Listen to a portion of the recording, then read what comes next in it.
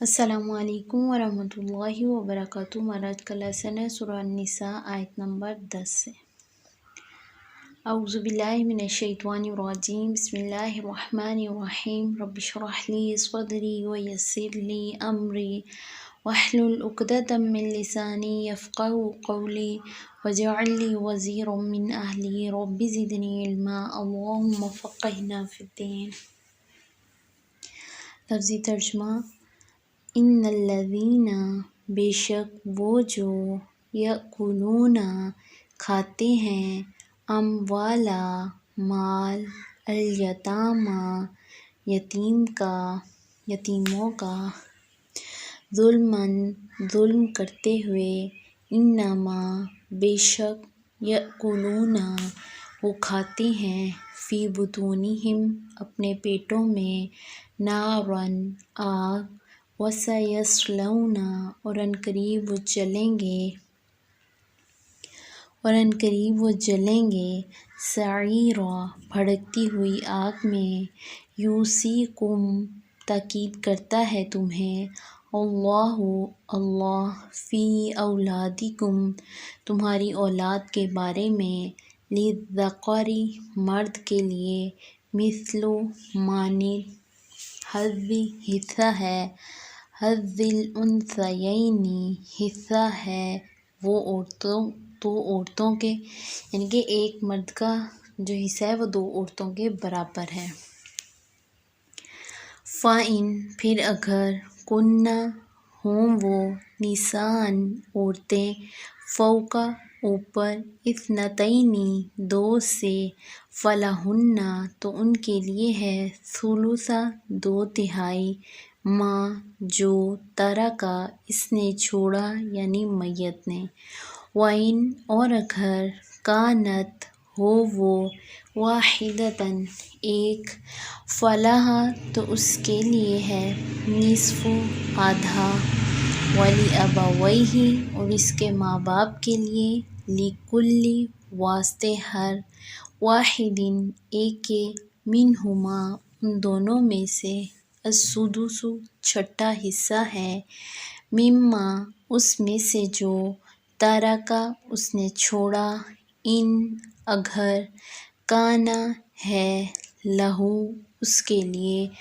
ولدٌ، کوئی اولاد، فَإِن، پھر اگر، لم، نہیں، یکن، ہے، لہو، اس کے لیے، ولدٌ، کوئی اولاد، وورثہ، اور وارث ہوں اس کے، ابواہ، ماں باپ اس کے، فلأمہ، تو اس کی ماں کے لیے، الثلث، تیسرا حصہ ہے، فَإِن، پھر اگر، کانا، ہوں، لہو، اس کے، اخوۃ، بہن بھائی، فلأمہ، تو اس کی ماں کے لیے، السدس، چھٹا حصہ ہے، من بعد، بعد، وصیۃ، وصیت پوری کرنے کے، یوصی، وہ وصیت کر جائے، بہا، اس کی، او، یا، دین، قرض کی، ادائیگی کے بعد،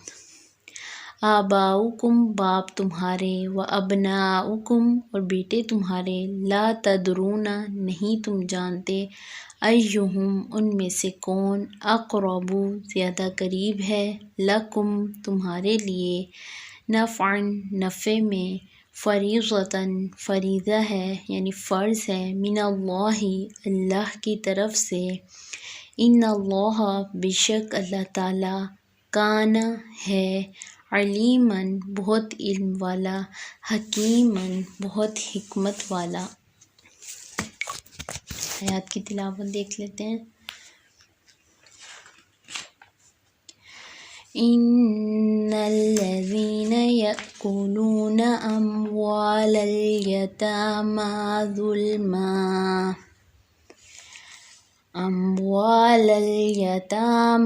ظلما انما یأکلون فی بطونہم نارا وسیصلون سعیرا۔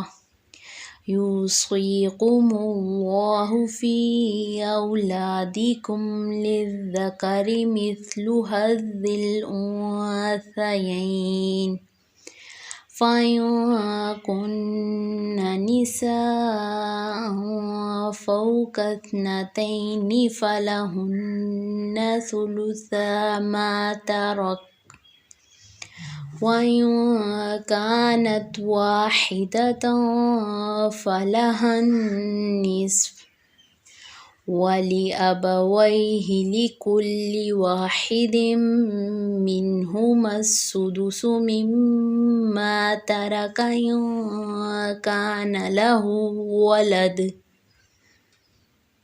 فإن لم يكن له ولد وورثه أبواه فلأمه الثلث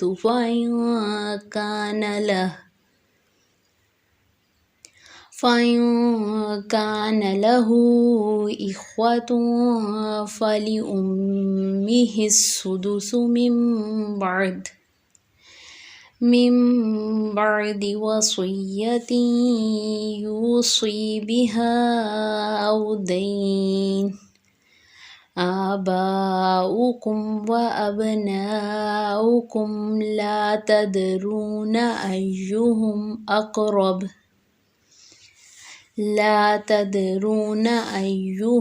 أقرب لكم نفعا فريضة من الله إن الله كان عليما حكيما۔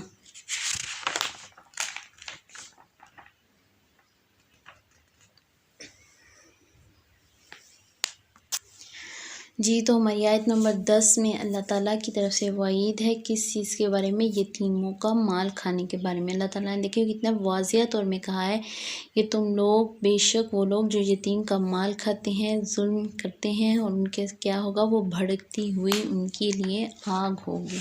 دیکھیں قرآن کی روشنی میں بھی ہمیں ان کی سزا کا پتہ چلتا ہے کہ اللہ تعالیٰ نے کیا فرمایا ہے، وَسَيَصْلَوْنَ سَعِيرًا، اور ان قریب وہ داخل ہوں گے بھڑکتی ہوئی آگ میں۔ اور آپ صلی اللہ علیہ وسلم کی چند احادیث سے بھی ہمیں پتہ چلتا ہے کہ یتیم کا مال کھانے کے بارے میں کیا وعید آئی ہے۔ آپ صلی اللہ علیہ وسلم کی ایک حدیث کا مفہوم ہے کہ جب آپ صلی اللہ علیہ وسلم واقعہ معراج جو آپ کے ساتھ پیش آیا تو آپ کہتے ہیں کہ میں نے چند لوگوں کو دیکھا، ان کے لب اونٹ کی طرح تھے، یعنی کہ موٹے موٹے تھے۔ ایک فرشتہ ان کا منہ کھولتا اور اس میں آگ ڈالتا جو اس کے نیچے سے نکل جاتی تھی۔ یہ وہ لوگ ہیں جو یتیموں کا مال کھاتے ہیں۔ آپ صلی اللہ علیہ وسلم نے پوچھا کہ یہ کون لوگ ہیں؟ تو آپ کو بتایا گیا کہ یہ وہ لوگ ہیں جو یتیموں کا مال کھاتے تھے۔ پھر آپ صلی اللہ علیہ وسلم کی حدیث کا مفہوم ہے، میں تمہیں 2 گروہوں کے مال کھانے سے منع کرتا ہوں، ایک یتیم اور دوسرا عورت، کیونکہ یتیم بھی جو ہے وہ کم ہمت کم حوصلہ ہوتا ہے، اسی طرح عورت میں بھی اتنی ہمت اور طاقت نہیں ہوتی کہ وہ کسی کا مقابلہ کر سکے۔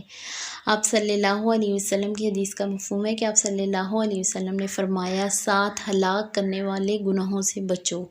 نمبر 1 اللہ کے ساتھ شرک کرنا، نمبر 2 جادو کرنا، ناحق قتل، سود کھانا، نمبر 5 یتیم کا مال کھانا، یعنی کہ یہ ہلاک کرنے والے گناہوں میں سے ایک گناہ ہے۔ لڑائی کے دوران پیٹھ پھیر لینا، نمبر 7 پاک دامن بھولی بھالی عورت پر تہمت لگانا، یہ 7 ہلاک کرنے والے گناہ ہیں اور ان میں سے کیا ہے؟ یتیم کا مال کھانا۔ اللہ تعالیٰ سے دعا ہے کہ اللہ تعالیٰ ہمیں اس گناہ سے بچا کے رکھیں۔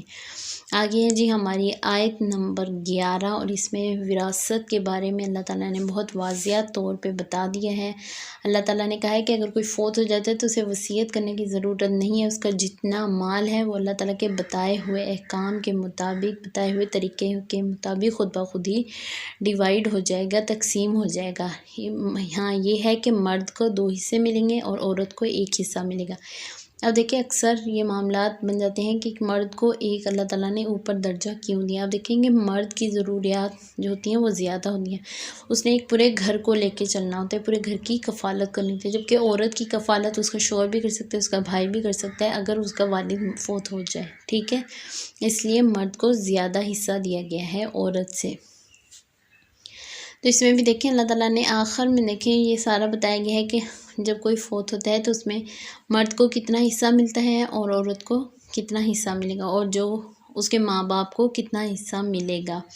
آخر میں اللہ تعالیٰ کیا فرما رہے ہیں؟ فریضۃ من اللہ، یہ فریضہ ہے اللہ تعالیٰ کی طرف سے. اے اللہ کے بندو سنو، تم وراثت کی تقسیم میں کیوں کوتاہی کرتی ہو؟ تو اللہ تعالیٰ کی طرف سے ایک فرض کی گئی ہے تم پہ چیز کہ تم نے یہ دینی ہے. ان اللہ کان علیما حکیما، بے شک اللہ تعالیٰ علم والا ہے، حکمت والا ہے.